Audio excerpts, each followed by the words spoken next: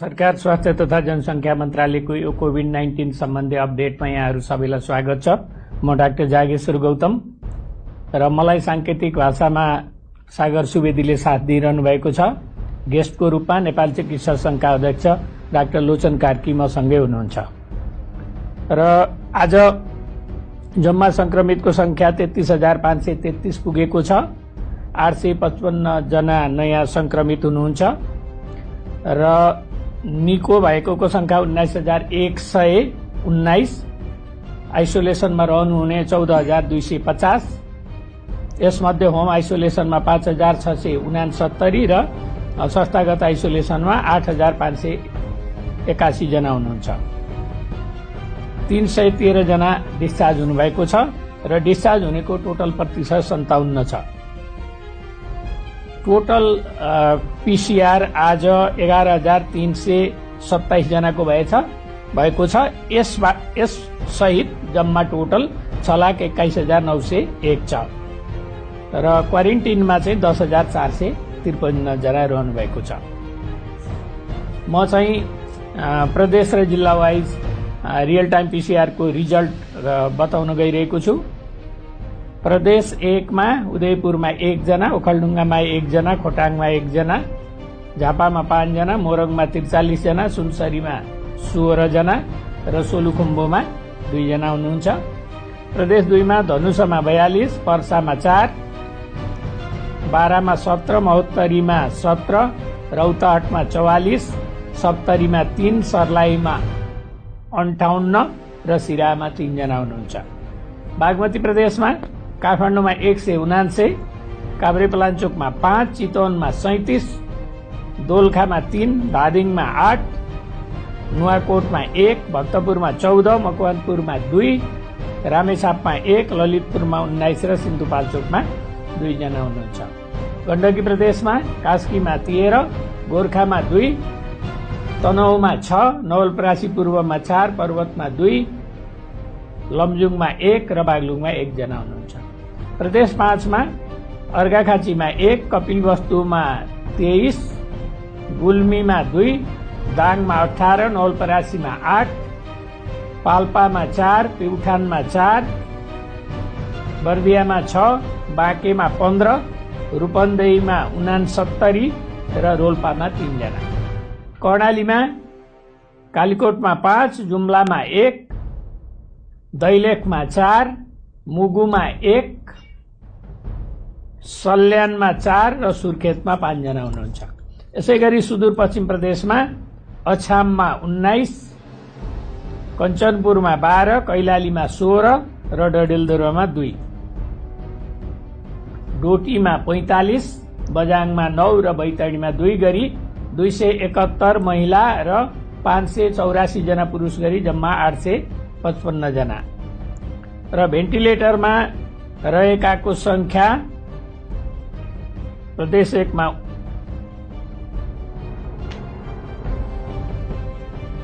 यसमा चाहिँ काठमाडौँमा बागमतीमा 15, जिल्लागत 500 भन्दा माथि उपचारमा रहेका संक्रमितहरूको संख्या चाहिँ भएका जिल्लाहरूमा मोरङ, पर्सा, बारा, महोत्तरी, रौतहट, सर्लाही र काठमाडौँ 7 जिल्ला छन्। संक्रमितहरू शून्य भएका जिल्ला 2 छन्, मुस्ताङ र हुम्ला। र यसका साथै आज नेपाल चिकित्सक संघका अध्यक्षज्यूलाई हामीले यहाँ निम्ति आएका छौं र नेपालमा हालमा चिकित्सक तथा अन्य स्वास्थ्य कर्मीहरूप्रति दुर्व्यवहार भएका घटनाहरू छन्। यसको बारेमा नेपाल चिकित्सक संघको धारणा प्रष्ट राखिदिनु न म डाक्टर लोचन कार्कीलाई अनुरोध गर्दछु। धन्यवाद। सबैजनालाई नमस्ते। सबैभन्दा पहिले त म नेपाल सरकार स्वास्थ्य मन्त्रालय तथा जनसंख्या मन्त्रालयका प्रवक्ता डाक्टर जागेश्वर गौतमज्यूलाई धन्यवाद दिन चाहन्छु। मेडिकल एसोसिएसनलाई यो मौका दिनुभएकोमा म संघको तर्फबाट र मेरो व्यक्तिगत तर्फबाट धन्यवाद दिन चाहन्छु। हामी सबैलाई थाहा छ कि आज संसारभरि कोभिड-19 ले सारा विश्वलाई आक्रान्तिक तुल्याएको छ र नेपाल यसबाट अछुतो रहन सकेको छैन। नेपालमा पनि दिन प्रतिदिन संक्रमितको संख्या बढ्दै गएको र मृत्युदर पनि बढ्दै गएको हामीलाई थाहा छ र यही क्रममा विभिन्न ठाउँहरूमा काठमाडौँ निषेधाज्ञामा छ, मुलुकका विभिन्न ठाउँहरूमा लकडाउनहरू गरिएको छ र हामी सबैजना एकसाथ यो लडाईँमा को विरुद्धमा लडिरहेको हामी सबैलाई थाहा छ र यसै क्रममा नेपालका चिकित्सकहरू स्वास्थ्यकर्मीहरू पनि आफ्नो जीवनलाई दाउमा राखेर आफ्नो परिवारको वास्ता नगरिकन सीमित स्रोत साधनमा भोकै प्यासै अनवरत रूपमा यो लडाईँको विरुद्धमा लडिरहेका छन् र अहिले हाम्रा नेपालमा हामी सबैजना भनौँ न अरू व्यक्तिहरू चाहिँ सुरक्षित रूपमा आफ्नो घरमा बसिरहँदाखेरि चाहिँ हाम्रा साथीभाइहरू हामी चिकित्सकहरू स्वास्थ्यकर्मीहरू हाम्रा थुप्रै आफ्नै गुनासाहरू हुँदाहुँदै पनि समस्याहरू हुँदाहुँदै पनि हामी भोक प्यास नभनिकन परिवार नभनिकन दिनरात नभनिकन कोभिड-19 को विरुद्धमा अग्रपन्थीमा लडिरहेको सबैलाई थाहा नै छ र यो लडाईँमा हामी सम्पूर्ण दाजुभाइ तथा दिदीबहिनीहरूबाट सबैको साथको अपेक्षा गर्दछौँ। साथ दिनुभएकोमा धन्यवाद पनि भन्न चाहन्छु मेडिकल एसोसिएसनको तर्फबाट र अझ यो हौसलालाई बढाइदिनुहुन्छ भन्ने हामीले अपेक्षा राखेका छौँ। तर यो भन्दाखेरि पनि विभिन्न ठाउँमा विभिन्न बेलामा कता कता चिकित्सकहरू स्वास्थ्यकर्मीहरूप्रति गरिने व्यवहारहरू दुर्व्यवहारहरू हातपात हुने गाली गलौज गर्ने यो कुराहरू विभिन्न ठाउँमा यी काठमाडौँ जस्तो नेपालको क्यापिटल सिटी जस्तो ठाउँमा त्यसको पनि मिड बानेश्वर जस्तो ठाउँमा 2-4 दिन अगाडिको घटना होस् वीरगञ्जको घटना होस् चितवनमा एउटा चिकित्सकको घरको बाहिर यो संक्रमितको घर हो भनेर टाँस्ने कुराहरू हुन्। यस्ता घटनाहरू विभिन्न ठाउँहरूमा भइरहेको घटनाहरू घरपेटीले छिर्न नदिएको घटना अथवा छरछिमेकीहरूले हेर्ने दृष्टिकोण होटलमा क्वारेन्टाइनमा जाँदा सजिलै नपाउने यस्ता खालका घटनाहरूले हाम्रो मनोबल बढाउने भन्दा पनि घटाउने काम गर्छ भन्ने कुरा हामी हजुरहरूको समक्ष पनि राख्न चाहन्छौँ र हामी अपेक्षा राख्दछौँ कि यस्ता घटनाहरू नहुन् र यस्ता घटनाहरूले यो घटनाहरू गर्नुको सट्टा हामीलाई मनोबल बढाउने कामहरू गरिदियोस् जस्तो हामीलाई लाग्छ।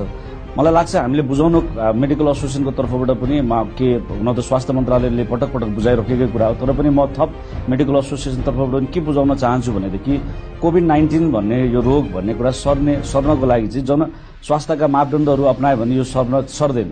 हामीले भनौँ न कुनै पनि व्यक्तिबाट 3 फिट भन्दा टाढा छौँ मास्क लगाएका छौँ के भन्छ कुराकानी गर्दा दुवैजनाले मास्क लगाएर यी दूरीहरू मेन्टेन गरेका छौँ भने यो रोग सजिलै सर्दैन र हाम्रा कति साथीहरू इभन संक्रमितहरू आफ्नो होम आइसोलेसनमा बसेर पनि ठिक भएर पनि निस्किसक्नु भएको छ। एउटै घरमा बेग्लै कोठामा सुरक्षित तौरबाट बस्दाखेरि पनि सुरक्षित भएर ठिक भएर निस्किनु भएको छ र अरू संक्रमित हुनुभएको छैन भने त छरछिमेकीलाई त्यो रोग सर्ने कुनै डरै हुँदैन बाटोमा हिँड्ने मान्छेलाई त यो सर्ने डरै हुँदैन। त्यसकारणले गर्दाखेरि कोही संक्रमित आफ्नो घरमा सुरक्षित तरिकाले बसिरहेको छ चाहे त्यो स्वास्थ्यकर्मी होस् चिकित्सक होस् या अरू कोही व्यक्तिहरू सुरक्षित वातावरण बनाएर आफू बसिरहेको छ भने पल्लोपट्टिको बारदलीले डराउनु पर्ने आवश्यकता छैन। पल्लोपट्टिको घरको अगाडिपट्टिको बाटोमा हुने पर्ने मान्छेले डराउनु पर्ने पटक्कै कुरा किन छैन भने यो भाइरस एउटा निश्चित डिस्टेन्स भन्दा टाढा जानेवाला छैन। त्यसकारणले हामीले जनस्वास्थ्यको मापदण्ड लगाउने बित्तिकै हामीले त्यसलाई अपनाउने बित्तिकै मास्क लगाउने डिस्टेन्स गर्ने ह्यान्ड वासिङ गर्ने बित्तिकै यो रोग हामीलाई सर्दैन। त्यसकारणले हामीले जुन तरिकाले यसलाई छिछि दूर गर्ने तरिकाले हेरिएको छ त्यो वास्तवमा हामीले बुझेर गरेको या नबुझेर गरेको हामीले यसलाई राम्रोसँग बुझ्यौँ भने सायद हामीमा यो गर्न परिवर्तन हाम्रो छिछि दूर गर्ने परिवर्तन पनि आउँछ जस्तो लाग्छ। र अर्को कुरा बुझ्नुपर्ने कुरा के हो भने यो रोग लाग्नु भनेको कुनै क्राइम होइन। यो रोग फेरि जसलाई पनि हुन सक्छ। आज जसले छिछि दूर गरिरहेछ भोलि उसलाई पनि हुन सक्छ र उसलाई भयो भने फेरि जानुपर्ने त्यही अस्पताल हो भेट्नुपर्ने त्यही स्वास्थ्यकर्मीहरू नै हुन् र स्वास्थ्यकर्मीहरू भोलि त्यहाँ भइदैनन् भनेदेखि फेरि यसको रोगको भयावह स्थिति हुन सक्छ। त्यसकारणले गर्दाखेरि एउटा बिरामी ठिक जीवन सबैको बराबर हो। एउटा बिरामी ठिक भएर आउँदाखेरि राम्रो कुरा हो तर सँगसँगै एउटा चिकित्सक अथवा स्वास्थ्यकर्मी ठिक भएर आउँदाखेरि त उसले अझ कति धेरैजनालाई ठिक पार्न सक्छ। त्यसकारणले पनि हामीले आजको दिनमा हाम्रो स्वास्थ्यकर्मी चिकित्सकहरू यसै पनि हामीसँग सीमित के भन्छ स्वास्थ्यकर्मी जनशक्तिहरू भएको कारणले गर्दा यिनीहरूलाई जोगाइराख्नु यिनीहरूको मनोबल बढाउनु जरुरी छ। र यो रोगले यो तेरो यो त म यो धनी गरिब यो जातपात हेर्दैन। हामीले विदेशमा पनि हेरौँ स्वदेशमा पनि हेरौँ भने ठुला मान्छे विभिन्न देशका प्रधानमन्त्री हुन् उच्च सेलिब्रिटी हुन् विभिन्न तह र तबकाका मान्छेलाई पनि यसले छोड्दैन। त्यसकारणले गर्दा यो रोग मलाई लाग्दैन भन्ने हिसाबले अरूलाई चाहिँ छिछि दूर गर्ने यो कामहरू नगरौँ र यसको लागि चाहिँ सम्पूर्ण हामी सबैजना एक किताबमा आएर हामीले उभिनुपर्छ। हामीले यो व्यवहार गर्यौँ भने यसले अर्को पाटो के छ भनेदेखि भोलि मान्छे डराएर आफ्नो टेस्टमा आफ्नो परिचय लुकाउने काम गर्छन् अथवा टेस्ट दिन जानबाट डराउँछन् अथवा कन्ट्याक्ट ट्रेसिङमा आइदिँदैनन्। यो भएपछि त के भयो भने पोजिटिभ भएका मानिसहरूलाई पनि हामीले पत्ता लगाउन गाह्रो हुन्छ हामीलाई ट्रेस गर्न गाह्रो हुन्छ र पोजिटिभ भएका मान्छेले आफ्नो आइडेन्टिटी मेरो परिवारलाई के भन्लान् अथवा मलाई कस्तो व्यवहार गर्लान् भन्ने हिसाबले आफ्नो आइडेन्टिटी लुकाइदिए आफ्नो कन्ट्याक्ट ट्रेसिङहरूमा गाह्रो हुने सिचुएसन लिएर आइदियो भने यो रोग हामीलाई रोक्न झन् गाह्रो हुन्छ। यो रोग झन् भुसको आगो जस्तो भित्रभित्र सल्किरहेको हुन्छ र हामीले यसलाई रोक्न गाह्रो हुन्छ। र म के पनि अपिल गर्न चाहन्छु भने यस्ता घटनाहरू घट्यो भने नेपालमा कानून पनि छ हेल्थ प्रोफेसनल प्रोटेक्सन एक्ट भन्ने स्वास्थ्यकर्मी तथा स्वास्थ्य संस्थाको सुरक्षा सम्बन्धी ऐन 2066 पनि छ र नेपाल सरकारको मन्त्री परिषदको चैत्र 22 गते स्वास्थ्यकर्मी तथा स्वास्थ्य संस्थाहरूमा यो कोभिडको बाधा अर्चन गर्नेहरूलाई सुरक्षाकर्मीहरूलाई बाधा अर्चन गरी सरह गरिनेछ भन्ने कुराहरू पनि निर्णय भएको छ र म चाहिँ नेपाल मेडिकल एसोसिएसनको तर्फबाट यो कानूनलाई एउटा भनौँ न थाई कानूनको रूपमा अध्यादेशको रूपमा हेल्थ प्रोफेसनल प्रोटेक्सन एक्टमा ल्याएर भविष्यमा पनि यस्ता घटनाहरू नहुन दिनको लागि अपिल होस् भन्ने म चाहन्छु किनभने स्वास्थ्य क्षेत्रलाई शान्ति क्षेत्रको रूपमा घोषणा गर्न सकियो भने यस्ता घटनाहरू हुन सक्दैनन् र अर्को कुरा सेतो लुगा लगाएर सेतो कोट लगाएर एप्रोन लगाएर स्वास्थ्य कर्मीहरू हस्पिटलमा काम गर्दाखेरि निर्धक्कसँग काम गर्ने वातावरण यो कानूनले पनि ल्याइदिन्छ र हामीले पनि त्यो वातावरण बनाइदिनु पर्छ जस्तो लाग्छ र त्यसैले म सम्पूर्ण राजनीतिक दलका विभिन्न अर्गनाइजेसनका सिभिल सोसाइटीका क्लब अर्गनाइजेसन यी सबैलाई म के अपिल मेडिकल एसोसिएसनको तर्फबाट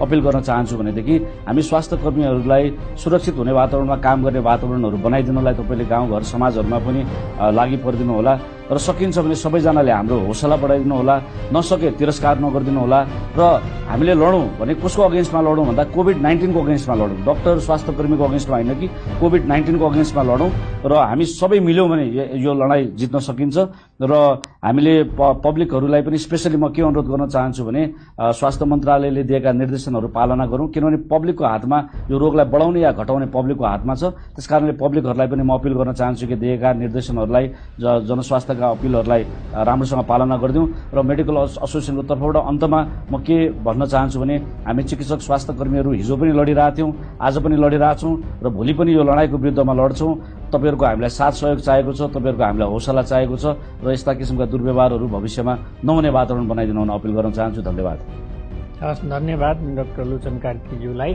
धन्यवाद र आज दुःखद खबरहरू छन् 7 जना व्यक्तिहरूको निधन भएको छ एकजना महिला हुनुहुन्छ 71 वर्षीय महिला उहाँ काठमाडौँको हुनुहुन्छ र पुरुष 6 जना हुनुहुन्छ 22 वर्षीय सिराहाको हुनुहुन्छ 68 वर्षीय पर्साको हुनुहुन्छ 76 वर्षीय धनुषाको हुनुहुन्छ र 74 र 66 वर्षीय काठमाडौँको 2 जना हुनुहुन्छ र रूपन्देहीको 53 वर्षीय एक पुरुष हुनुहुन्छ र यसरी चाहिँ जम्मा मृत्यु हुनेको संख्या 164 जना पुगेको छ यो मृत्युप्रति स्वास्थ्य तथा जनसङ्ख्या मन्त्रालय हार्दिक संवेदना प्रकट गर्दछ र आज नेपाल स्थित विश्व स्वास्थ्य संगठनका प्रतिनिधि डाक्टर जोस भ्यालेन्डर उहाँको अन्तर्वार्ता यसपछि प्रसारित हुन्छ र यहाँबाट हामीलाई बिदा दिनुस् डाक्टर लोचन म र साङ्केतिक विभागसँग साथ दिने सागरजी हामी यहाँबाट बिदा हुन्छौँ धन्यवाद नमस्कार नमस्ते नेपालको हालको कोभिड-19 को परिस्थितिलाई कसरी हेर्नु भएको छ नेपालमा हाल केसको संख्याहरू बढिराखेको देखिएको छ केही महिना अगाडिसम्म हामीसँग आप्रवासी कामदारहरू फर्किएका व्यक्तिहरूको मात्र केस थियो तर अहिले ती फर्किने व्यक्तिहरूको संख्या घटेको हुनाले केसको संख्या पनि घटेको थियो तर अहिले फेरि केसको संख्याहरू बढेको छ तर मलाई के लाग्छ भने यो चाहिँ सुरुवात मात्रै हो अब निकै नै केसहरू बढ्नेवाला छ हामीले धेरै नै केसहरू देख्नेवाला छौँ आगामी हप्ताहरूमा आगामी महिनाहरूमा यहाँनिर मानिसहरूले के बुझ्न एकदम जरुरी छ भने यो सुरुवात मात्र हो र परिस्थिति अझै नराम्रो हुनेवाला छ नेपालमा धेरैभन्दा धेरै केसहरू चाहिँ अहिले देशभरि नै देखिराखिएको छ र हामीले चाहिँ अब अलिकति वृद्ध अवस्थाका व्यक्तिहरूमा बढी केसहरू पनि देख्न थाल्नेछौँ जबकि पहिला चाहिँ आप्रवासी युवाहरूमा थियो बढी केसहरू थियो अहिले चाहिँ अब यो मर्ने व्यक्तिहरूको संख्या पनि बढिराखेको छ यसको एउटा प्रमुख कारण भनेको यो बढी उमेरका व्यक्तिहरूलाई चाहिँ यो संक्रमण हुँदाखेरि उहाँहरूको मृत्यु हुने दर अलि बढी हुन्छ र यो भन्दै गर्दाखेरि चाहिँ अब जस्तै अन्य देशहरूमा पनि जहाँ एकदम धेरै केसहरू देखिएका छन् जस्तै ब्राजिल जस्ता देशहरूमा त्यहाँ धेरै धेरै केसहरू भएको ठाउँमा पनि समग्र जनसङ्ख्याको करिब 1 देखि 2% मात्रै पोजिटिभ देखिने हो र त्यो समग्र जनसङ्ख्याको चाहिँ एउटा सानो सङ्ख्यालाई मात्र देखिने हो। त्यही भएर हामी अहिले नेपाल त्यो अवस्थामा पुगिसकेको छैन। हामी 0.1% को अवस्थामा छौँ होला। र यसबाट मैले के भन्न खोजेको भने केसको सङ्ख्याहरू बढ्दै गए तापनि हामी यो आत्तिहाल्नुपर्ने अवस्था चाहिँ छैन र अन्तत पोजिटिभ आउने व्यक्तिहरूको सङ्ख्या पनि समग्र जनसङ्ख्याको तुलनामा चाहिँ कम सङ्ख्या नै हुनेवाला छ। यो चाहिँ अहिले हाम्रो वरिपरि व्यक्तिहरूमा संक्रमण देखियो भन्दैमा, टोल छिमेकमा देखियो भन्दैमा हामी त्यसरी आत्तिहाल्नुपर्ने अवस्था छैन। सबैजना संक्रमित हुने भन्ने होइन र म यो कुरा चाहिँ स्पष्ट गर्न चाहन्छु कि केसको संख्याहरू बढिराखेको छ र संक्रमणको जोखिम पनि बढिराखेको छ। तथापि हामीले देखिराखेको अथवा सम्भव हुने संक्रमणको संख्या पोजिटिभ आउने भनेको चाहिँ एकदम समग्र जनसङ्ख्याको तुलनामा एकदम कम हो र अधिकांश संक्रमित हुने व्यक्तिहरूलाई चाहिँ मन्द लक्षणहरू मात्र देखिन्छ, घातक हुँदैन। विश्व स्वास्थ्य संगठनले नेपाल सरकारलाई यो प्रतिकार्यमा कोभिड-19 को प्रतिकार्यमा के कसरी सहयोग पुर्याइराखेको छ? विश्व स्वास्थ्य संगठनले विभिन्न क्षेत्रमा सहयोग गरिराखेको छ। जस्तै हाम्रा धेरै सहकर्मीहरू सरकारी अधिकृतहरूसँग हातमा हात मिलाएर काम गरिराखेका छौँ, विशेष गरी तयारी गर्नको लागि। जस्तै हामीले त्यो निगरानी गर्ने कुरामा, तथ्याङ्क संकलन गर्ने कुरामा र के भइराखेको छ भनेर अझ राम्रोसँग जान्नको लागि। त्यसै गरी हामीले प्रयोगशालामा सहयोग गरिराखेका छौँ, प्रयोगशालाको क्षमता पर्याप्त छ भन्ने र गुणस्तरीय छ भन्ने कुरा सुनिश्चित गर्नको लागि। हामीले सरकारलाई विभिन्न क्षेत्रमा सहयोग गरिराखेका छौँ, लजिस्टिक एरियामा, जस्तै नीतिको कुरामा, गाइडलाइनहरू बनाउने कुरामा। अर्को कुरा चाहिँ हामीले यहाँ काठमाडौँमा सरकारसँग मात्र नभएर विभिन्न प्रादेशिक सरकारहरूसँग पनि काम गरिराखेका छौँ कोभिड-19 को प्रतिकार्यको लागि।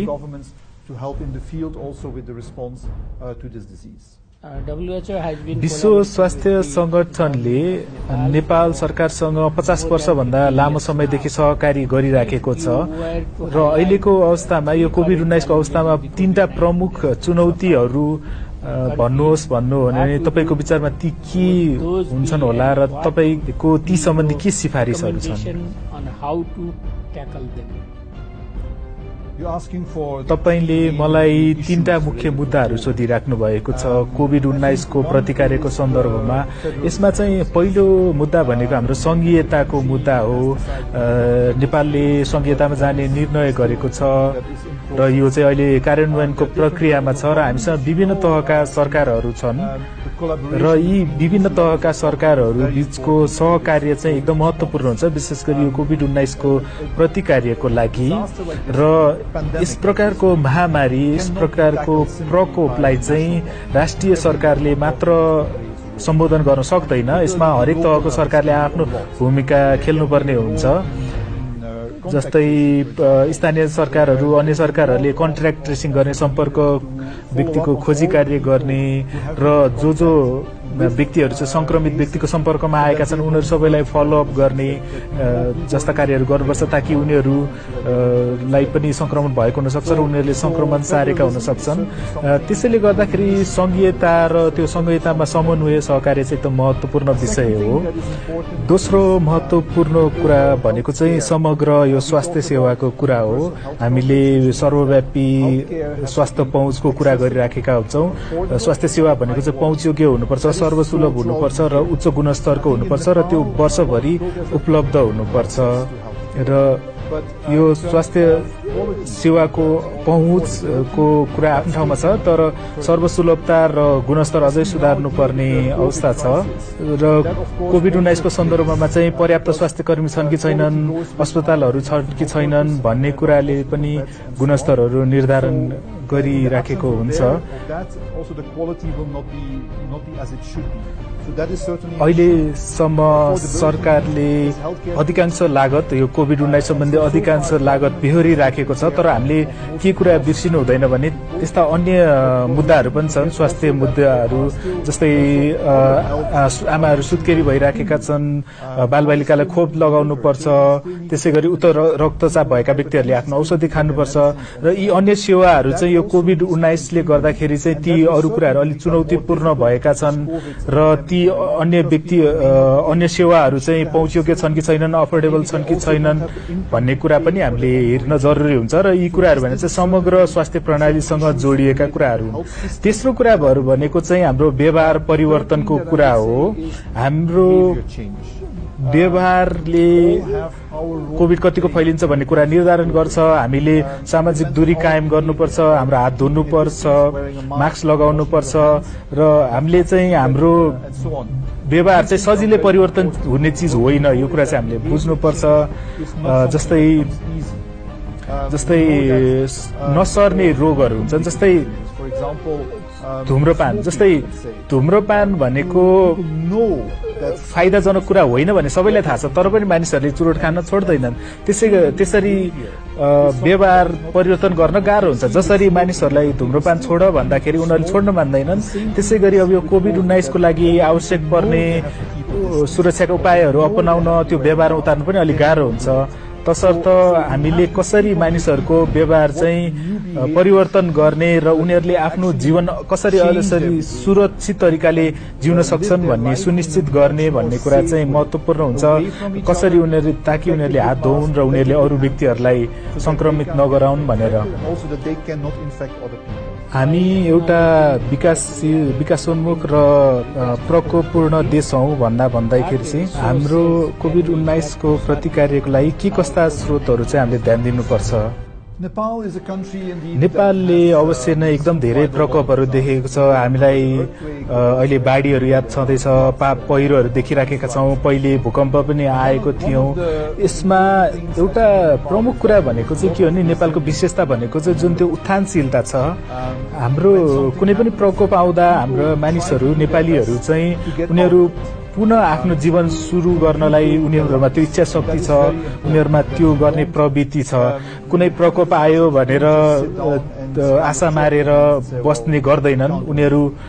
नेपालीहरूको हाम्रो प्रवृत्तिमा नै छ जस्तो छ नेपालीहरूको, जहाँ चाहिँ हामी कुनै प्रकोप सामना गरे नि हामी फेरि जीवन सुरु गर्न, फेरि सुचारू गर्न चाहिँ हामीसँग इच्छा शक्ति छ। त्यो हाम्रो राम्रो कुरा हो। त्यो पहिलो कुरा भयो भने अर्को कुरा भनेको चाहिँ यो प्रकोपले एउटा मात्र क्षेत्रलाई नभएर सबै क्षेत्रलाई असर गर्छ। जस्तै यो कोभिड भनेको स्वास्थ्य समस्या मात्र होइन, यो आर्थिक समस्या पनि हो।